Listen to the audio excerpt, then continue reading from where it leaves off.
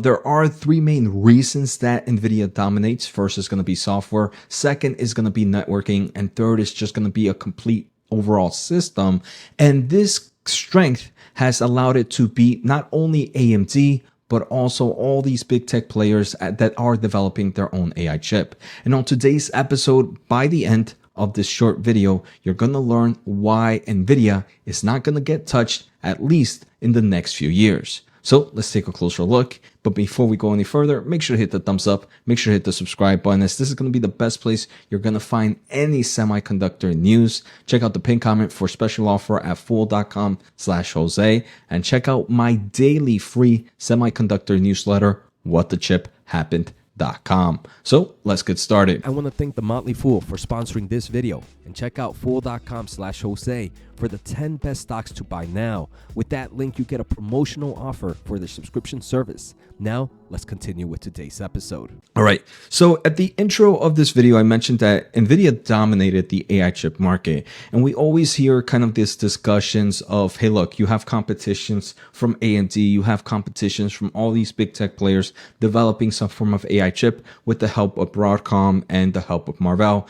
We recently heard topics of Google just releasing their next generation TPU, the Trillium, which is their version 6, I believe. And we also heard Amazon recently announced their Trainium 2 chip, and kind of getting a lot of excitement for other investors saying, hey, look, this is the end for Nvidia. And I'm going to say, while these are great news for these other companies, there is no way anyone's catching up to Nvidia right now, especially AMD.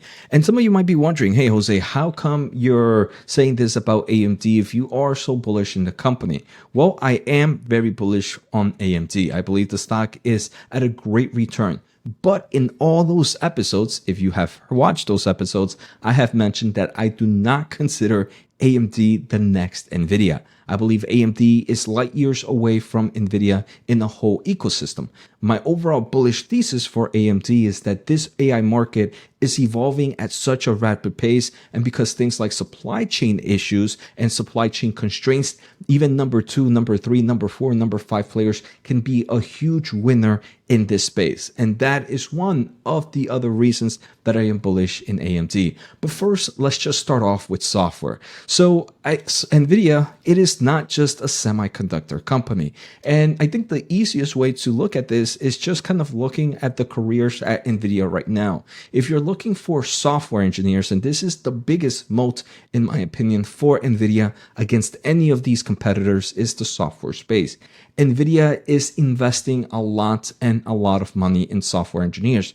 I mean, right now, there's roughly 819 jobs being looked at for software engineers, and this is coming from an already really big engineering workforce. Now, AMD, on the other hand, is a little bit less. It's kind of roughly half of that of software engineers that is looking for, about 443. So right off the bat, you can see the amount of workforce that Nvidia is looking for a software system where they're continuing to lead. They want to continue to dominate. So there's theoretically no way for AMD to catch up in the software space if they have half the resources of new recruits coming in. That's not even talking about the current talent pool that they already have. This is just about new talent pool coming in the future.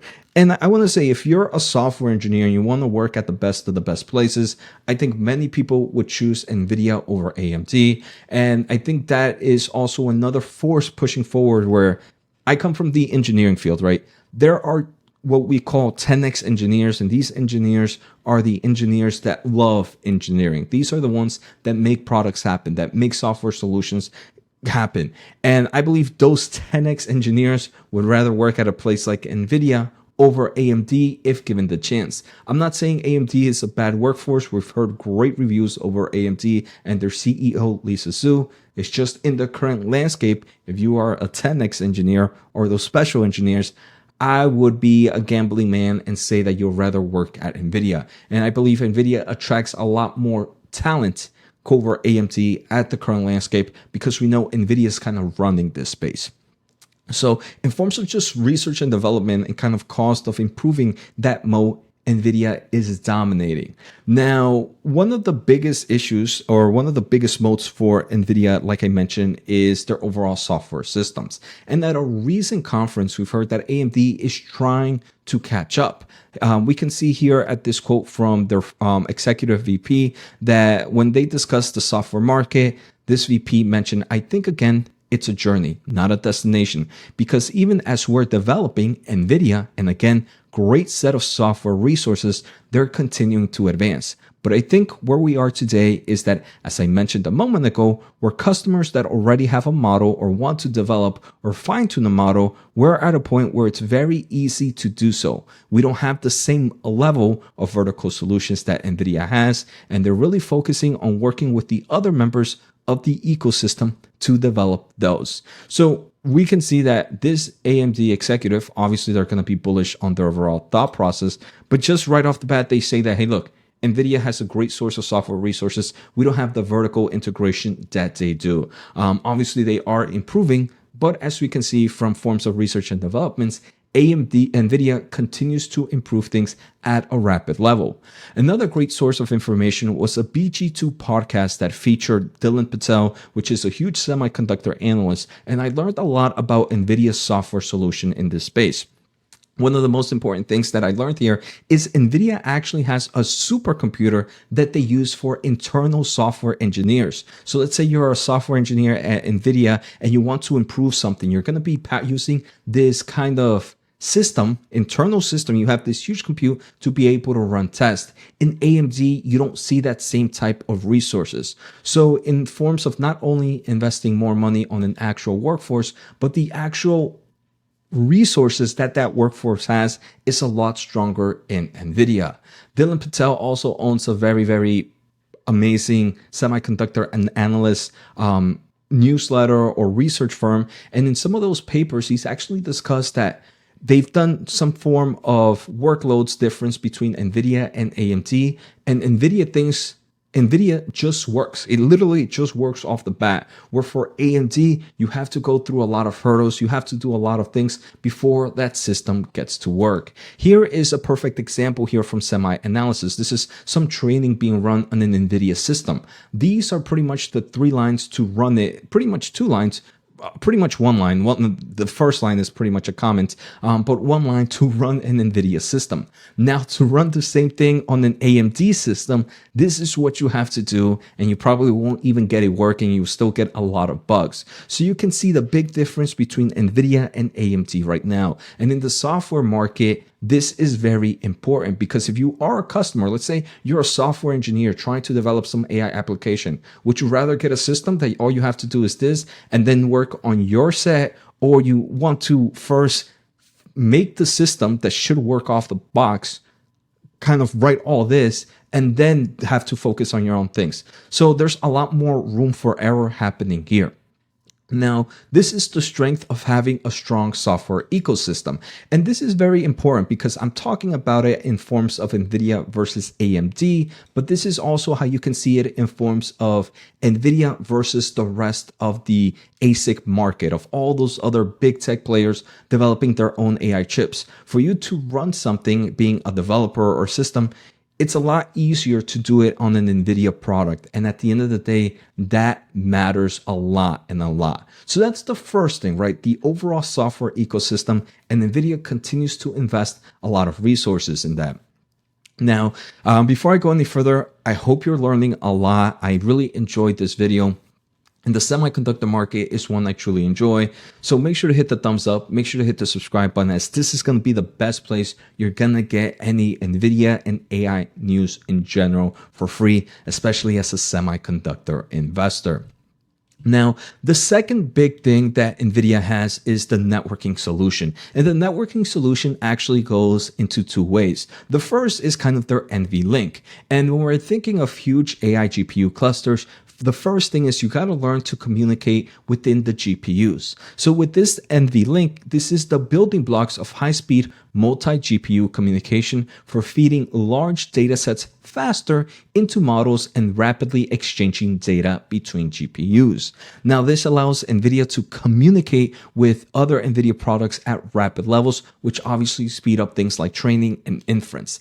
Now, no one really has something to combat this NVIDIA NVLink, where you can connect and communicate thousands and thousands of GPUs. Now, because no one individually can do this right now, a lot of big companies are partnering up. For example, AMD and Intel and other big players are partnering up to create this UA-Link consortium, which is going to help combat NVIDIA's NVLink. But again, while they are starting this new solution, NVIDIA is just going to continue to innovate in this solution. So that's the first part of communication. The second part of communication is kind of the Spectrum X, and this is kind of their networking solution for AI network performance focused in traditional Ethernet. Now, this is also another form of communication that happens within data centers. Now, very similar, NVIDIA is light years ahead at the moment, and because NVIDIA is so far ahead, big players like AMD, I believe like Meta Platforms, also had to create a group called the Ultra Ethernet Group that is helping try to combat this NVIDIA strength. So again, in my opinion, these are the main reasons why the networking solution has allowed NVIDIA to be such a big winner in the AI space. And especially when it comes to training, building these huge, massive AI clusters, having these GPUs communicate with each other, having all these servers communicate with each other at fast, rapid levels is a very, very crucial thing. Now, the third reason, and again, that's also very important for anybody that's developing their own AI chip. It's not just for AMD. For any other company developing their own AI chip, this is also very crucial and something NVIDIA has light years ahead of others, except maybe one big tech player, and we're going to discuss that a little bit in the end. The third reason that NVIDIA dominates is their overall way of building a chip or a system, right? NVIDIA is no longer a GPU system, which is very crucial, right? So when you're buying an NVIDIA system, you're buying a complete server. You're buying the NVIDIA GB, Grace Blackwell 200, and the L72. So this is very important, right? Because when you're building something, now you don't have to worry too much about completing a server. You get the server and you get to hook things up, and it speeds up the process. The reason this is very important, right, is because let's say you're a big AI company, you want to develop as soon as possible. You don't want to wait for things to continue to finish being built. Usually you need to get the chip, then you send that chip to someone else to continue building kind of everything else and design everything else. NVIDIA has designed all that for you already. So it makes it a lot easier for these OEMs to create the overall solution. Now, unfortunately for companies like AMD, we're nowhere near the kind of system level. They kind of give you more like a individual U rack, like a 2U, 1U rack, where you have multiple GPUs and a CPU or two. And then you have to kind of work your way up. So if I'm building a huge AI, if I'm a huge AI company with a lot of money, I'll say, hey, look, rather send me this than kind of have someone build something out of this where the big player has already designed everything for me. Now, AMD, very similar to everything else, they are trying to make this happen. And the most recent way they're going to do this is by purchasing this company, this acquisition, CT Systems, which is going to help them transform into a system company. But again, everything we've discussed, NVIDIA is just doing it already. It's not, they don't have to eat. This is why Jensen has mentioned that they are a market share maker, not a market share taker. And that is what AMD is. Again, you might be saying, Jose, why are you kind of bad-mouthing AMD? I'm not bad-mouthing AMD to an extent where I want to say short this stock, right? I am bullish in AMD. I'm just more bullish on NVIDIA. I believe this AI market is a market both players can win for different reasons. NVIDIA is going to win because it is the king in this space. There's no other question. There's no fluff, nothing. This is literally the biggest player in this space, and they're light years ahead of the competition. So when I'm bullish for AMD, I always say it. I don't think AMD is the next NVIDIA, and that's okay with me.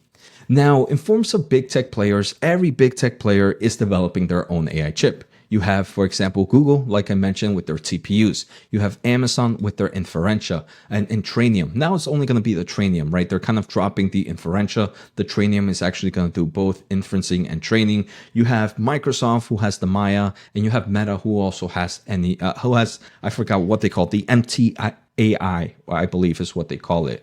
In forms of actual good chips, number one is Google. Google is definitely the one leading this. Google is actually so good. They already are on their 6th generation of Trillium, and they're actually really good at connecting all these chips together. In forms of actual chips, Google has a huge load and they use them a lot for internal workloads. The reason though they use it for internal workloads, I have to go back, is because of the software space, right? All these big tech players, they have the clouding market, and their customers are not going to want to do something similar to this, right? Where they're going to, for Trillium TPU, they might have to go through these crazy systems working on specific workloads when they can rather work with Nvidia. So instead, Google has a lot of software engineers, and those software engineers are fine working with maybe some advanced software solutions. So it's cheaper and better for Google to use the Trillium for internal workloads. Now, that's number one. And Google is also really good at connecting and creating these huge infrastructures of Trillium. Number two, but I want to say very far off number two, is Amazon. Amazon with their Trainium 2. Their Trainium 2 in forms of external customer has done pretty poorly. I don't think there's much customers here. The only way Amazon is really able to get some form of customers is through investments of companies like Anthropic. So Anthropic is going to be using Trainium 2, but that's because Anthropic is a huge AI company. And if they're working directly with their investee, Amazon, they're going to be able to work a lot of those software solution issues. But most customers are most likely not going to choose Trainium 2. They're most likely going to choose an Nvidia solution, which again is a lot easier to handle. So that's why software is very important. And while these AI chip players are creating stuff for their internal use cases, it's going to take some while before it even sees some external players. Now, the third and fourth, I want to say, are Meta and maybe Microsoft, but those chips aren't really doing much at the moment. I don't think we've really heard much about the Maya 100 from Microsoft. So those are third and fourth, and very far third off and fourth. In forms of semiconductor solutions, I believe, and Google is definitely the best out of the four. And that actually makes me very bullish in Google in general. Number two, but very far off two, is Amazon. And number three and number four, kind of trying to play in this space, are Microsoft and Meta, right? But remember, Meta doesn't really have any form of external customers. It's pretty much all for internal plays. So that's also a huge benefit once they develop a lot of these solutions. But overall, I hope you understand now the difference between why Nvidia has dominated in this space and why software is so important. Even AMD, who has been working on this for multiple years now, right? They've been talking about improving their software system. They're still light years away from Nvidia. And the reason is Nvidia just has massive amount of resources going to both grabbing talent and resources for their talent as well. This doesn't mean these other players can't catch up. It's not impossible. They have to team up to catch up in certain aspects, but Nvidia is going to continue to lead, in my opinion, in 2025. So I'm actually very bullish for Nvidia in 2025 as long as the AI market continues to innovate, and I think it is. But that's always the biggest volatile play for Nvidia, is how the AI market is going. So I hope you guys enjoyed today's episode. Take care, have a good day, and see you all next time.